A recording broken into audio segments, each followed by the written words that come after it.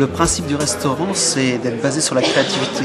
J'avais donné le même cahier des charges aux décorateurs qu'aux cuisiniers, c'est-à-dire qu'il ne devait pas y avoir de repères. C'est pour ça que, vous voyez, les tables sont même pas parallèles, les bords sont pas parallèles, donc elles sont asymétriques et tout est asymétrique.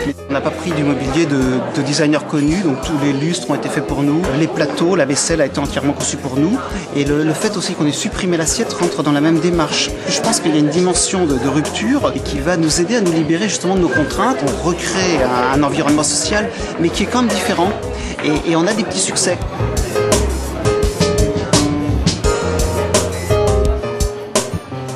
Un plateau pour 4 personnes au milieu, mais il n'y a pas identifié ça c'est ma part, c'est ta part, etc. C'est pour ça que vous choisissez pas ce que vous mangez, mais simplement un thème, donc soit du poisson, soit de la viande, soit les deux. Nous on fait une bouchée avec des sardines. Bon, la sardine est un produit qui n'est pas forcément aimé par tout le monde, c'est un produit très typé. À partir du moment où on va le détourner complètement, on va le servir avec de la pomme, de la ratatouille, un toast et puis du chèvre par exemple, chaud. Celui qui n'aime pas la sardine va aimer quand même la bouchée. Le but c'est pas de mettre en avant le foie gras, la gambasse, autre chose, c'est de mettre en avant le fait que c'est créatif et que c'est un assemblage qui va être intéressant.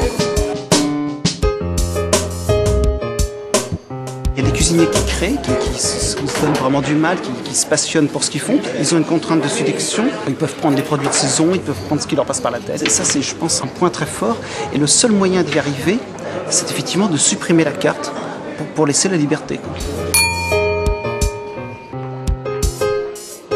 Compte tenu qu'on mange environ 12 plats à un repas, c'est pas quelque chose qu'on peut faire tous les jours. Moi je compare ça des fois à une dégustation de vin, j'adore le vin, mais tous les soirs je vais pas boire 12 vins.